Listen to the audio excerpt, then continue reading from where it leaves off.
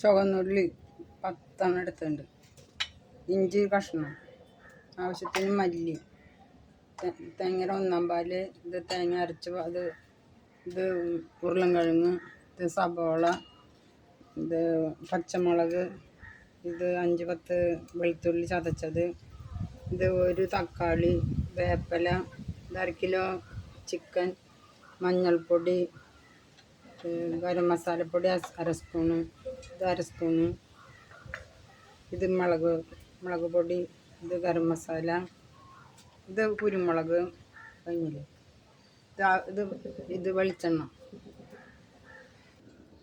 ഇത് നാളികേരം വെള്ളമില്ലാതെ മിക്സിയിൽ അടിച്ചിട്ടുള്ള 1/ാമത്തെ പാല്. ഇത് നാളികേരം അരച്ചത്, വെള്ളം ചേർത്ത് അരച്ചത്.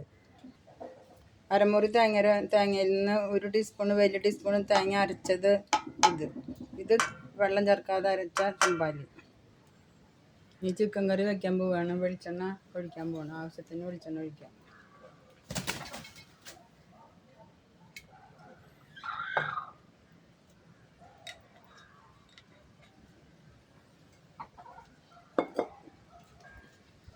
ഇപ്പോൾ വെളിച്ചെണ്ണ നന്നായി ചൂടായിട്ടുണ്ട്. നമുക്ക് ചുവന്നുള്ളി ചതച്ചതിടാം, ഇഞ്ചി ചതച്ചതിടാം.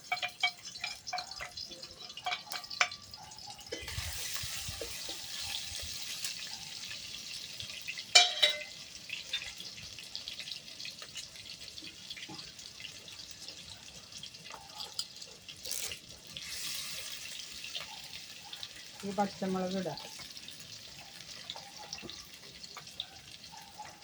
വെളുത്തുള്ളി ഇടാം,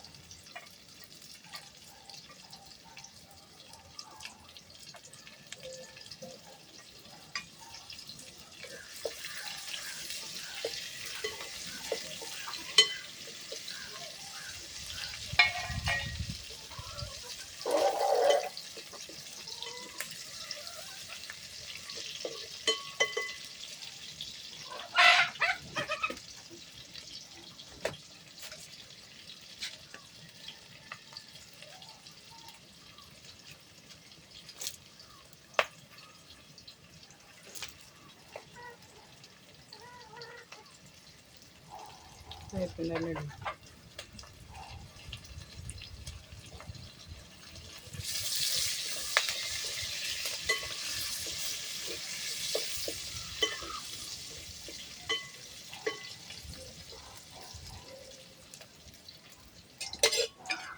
ഇതിൽ നിന്ന് നമ്മൾ ഇത് ചുവന്ന നിറയുണ്ട്. അപ്പം നമുക്കൊന്ന് എടുക്കണം.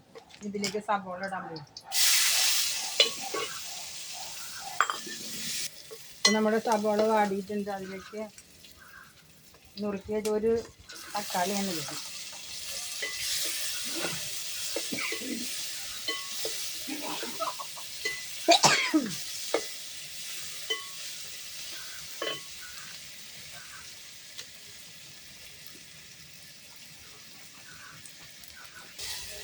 ഇതിലേക്ക് നമ്മൾ നീക്കി വെച്ച ചേരുവകളെല്ലാം ഇടാൻ പോവാം. ആദ്യം മല്ലിപ്പൊടി ഇടണം,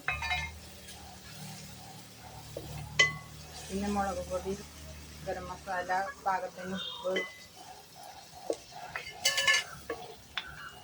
മഞ്ഞൾപ്പൊടി,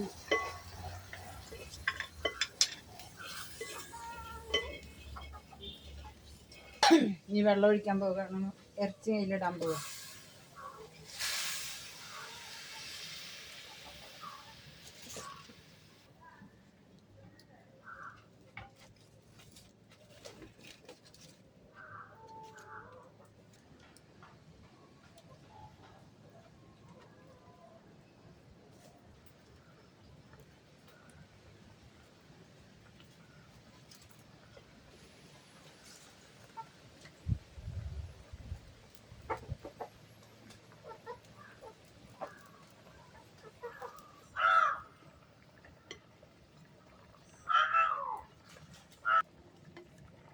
വെന്തോന്നുള്ളത് അറിയില്ല. ചിക്കൻ വെന്ത് തുടങ്ങണുള്ളൂ. അതുകൊണ്ട് അല്പം നേരം കൂടി നമുക്ക് കാത്തിരിക്കാം.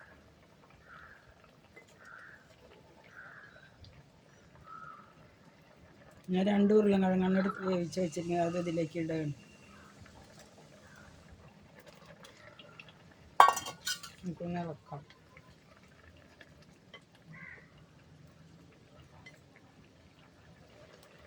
അരച്ച് വെച്ച് ഇതിലേക്ക് അരച്ച് വെച്ച് തേങ്ങയുടെ വെള്ളം ഒഴിക്കുകയാണ്.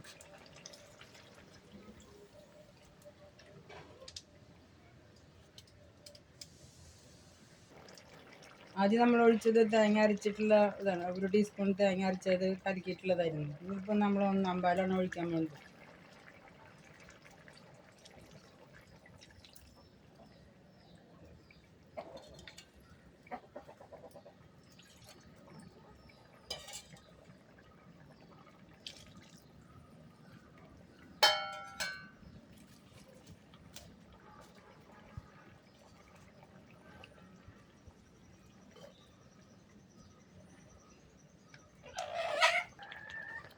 ഇപ്പം നമ്മുടെ കൂട്ടാൻ റെഡി ആയിട്ടുണ്ട്.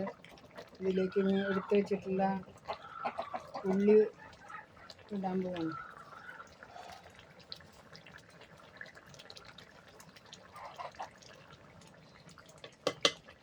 ഇനി പുതിന ഇടാൻ പോകും.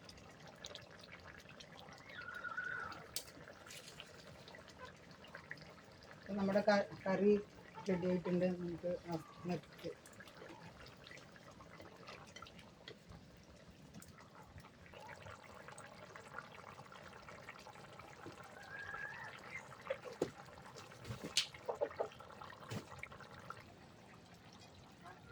ഇപ്പോൾ നമ്മുടെ ചിക്കൻ കറി പാകമായിട്ടുണ്ട്.